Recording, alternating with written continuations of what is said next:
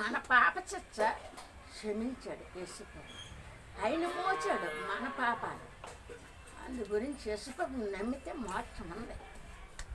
మా ఆయన చెప్తాడు, రాముడు దేవుడు కోదట అన్నాడు, కోదన్నాడు. అయితే మా అయ్య ఇవన్నీ చేసి ఆ నరకానికి ఎందుకు వెళ్ళాలా? యేసుప్రభుని నమ్ముకొని మోక్షానికి వెళ్దాం అన్నాను. అప్పుడు మా పాప సంవత్సరం పిల్ల, మా పెద్దోడంతే 5వ సంవత్సరం. అప్పటి నుంచి ఇళ్ళల్లోని ప్రార్థనలే, చర్చి లేదు. ఇప్పుడు చర్చిలు ఉన్నా కానీ ఎవరు వెళ్ళరు. అప్పుడు చర్చి కట్టుకున్నాం. అతను ఇంకొక మొత్తం 5 చర్చిలు ఉన్నాయి. ఊరు కదలాలా, రావాలా, మోర్చానికి అందరం వెళ్దాము.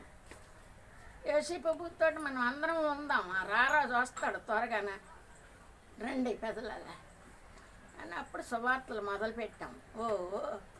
ఇంటింటికి వెళ్ళిపోయి నాతో వలస కానించి ఏదో సింగారం ఇవన్నీ సువార్తలకి సాయంకాలం పెట్రమెంట్ నైట్ చేపలు. మా మాయలు ఈ మాయ ఎలాగ నమ్ముతాడు. మా పెదమాయ చేసేసాడు. ఇవన్నీ మొక్కు నేను నరకానికి ఎందుకు వెళ్ళాలా, మోచానికి వెళ్ళా ఆయన వచ్చేసాడు. దేవుడు వాక్యం ఏమైనా ఉంది. ఒక కుటుంబంలో ఇద్దరిన కానీ, ఒక గ్రామంలో ఇద్దరిన కానీ నేను ఏర్పాటు చేసుకొని ఆ గ్రామానికి రక్షణ ఇస్తానని చెప్పిన దేవుడు గొప్పది. 2 అన్నదమ్ములే ఏర్పాటు చేసుకొని ఈ గ్రామానికి రక్షణ ఇచ్చాడు. ఒక కుటుంబంలో ఒకరి రక్షణ పొందితే కుటుంబానికి రక్షణ ఉందన్నాడు. మా మాయగారే కదా ముందు అడిగేస్తారు. అప్పుడు కోడళ్ళు ఎక్కడున్నారో తెలియదు, మరి అల్లుడు ఇంకెక్కడ ఉన్నాడో తెలియదు. మా పిల్ల అప్పుడు ఏమైంది తెలుసా? కూతురు అల్లుళ్ళు మనవలకి రక్షణ దొరికింది, కొడుకులు కోడలు మనవలకి రక్షణ దొరికింది. దేవుడు స్తోత్రం. పెదమాయి మనవలకి కూడా రక్షణ దొరికింది. ఒక కోడలు ఇంకే ఉన్నోళ్ళు చూస్తున్నారు ఇలాగా. ఏమేమో మాకు తెలియదు. దేవుడు ఏమన్నాడు? సర్వలోకానికి వెళ్ళి సర్వ సృష్టి సువార్త చేయండి, నమ్మిన వారికి రక్షణ, నమ్మని వారి శిక్ష విధిస్తా. నాకు మీరు సాక్షి, బూది గంటం వరకు మీరు నాకు సాక్షులుగా ఉండండి. వెళ్ళండి చెప్పండి. చెప్పకపోతే మీరే నరకంలో తోసనలు అవుతారని మాకు దేవుడు చెప్తాడు. అందు గురించి చెప్పాలా, వద్దనడానికి వీల్లేదు.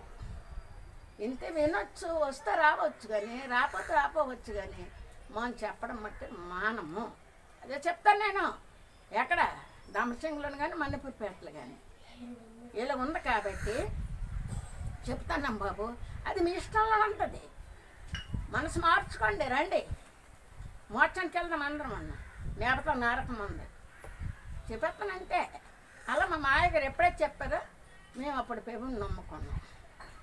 పెద్ద కుటుంబం మాది. వాళ్ళు ఏటంటారు, ఈ అపజల్లు ఏటంటారు అని అనుకోలేదు. అప్పుడు 2 అపజల్లు కుటుంబాలు దేవుడిలోకి వచ్చారు. అది ఎప్పుడూ నమ్మలేదు కానీ మా 3 అపజల్లు నమ్మాము.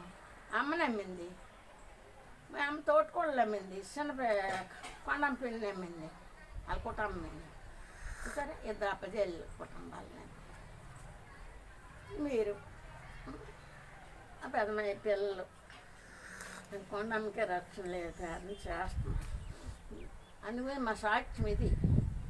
అప్పుడు దేవుడిని తెలియనప్పుడే దేవుడు మా ఇంటికే వచ్చి గొప్ప రక్షణ. ఎంత ఆనందమో! ఎత్తుక్కొని వచ్చి రక్షించే దేవుడమ్మా. ఎవరు ఎత్తుక్కొని వచ్చి మనకి చెప్పనో లేరు. నరకమంది మోక్షమంది అని ఒక్కరు చెప్పలేదు. అంతకుముందు అన్ని దేవుళ్ళని నమ్మాం కానీ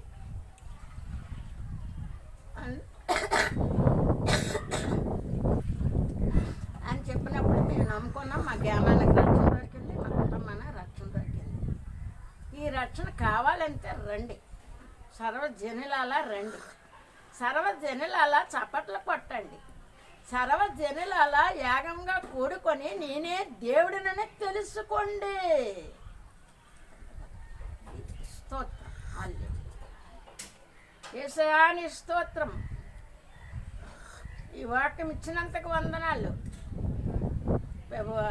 నేను ఏరిదాన్ని పేవా, మాటలు రావు తండ్రి. నన్ను ఏర్పాటు చేసుకున్నావు, నీ ఆత్మతో నన్ను నింపినందుకు వందనాలు యేసయ్యా. ఈ గ్రామాన్ని రక్షించినాను, జ్ఞాన పదం మాట్లాడి పెద్దల అధికారులతో మాట్లాడండి, రాజకీయ నాయకులతో మాట్లాడండి, చంద్రబాబుతో మాట్లాడండి. నా బిడ్డకి రక్షణ దాయిచ్చేయండి నాన్న యేసయ్యా. నా బేననాదాన్ని ఇంకా మీ ఆత్మలు వర్దలడానికి సాయం. నాకు ఇచ్చిన కోడల కొడుకులు మనవళ్ళు కూడా మీ ఆత్మలు వర్దలడానికి సాయం. కూతురు అల్లులు మనవళ్ళు కూడా మీ రక్షణలోకి నడిపించవు. తండ్రి వాళ్ళకు కూడా సంఘం లేదు, సంఘాన్ని కట్టి నీ రాకడికి మేమందరము సిద్ధపడి నీ రాకడికి సిద్ధపడి నీ రాజ్యంలో ఉండడానికి నీ కృప మాకందరికీ దయచేయమని మీరే ఘనత మహిమ పొందుకోమని యేసు పరిశుద్ధ నామమున అడుగుతున్నాను తండ్రి. ఆమేన్.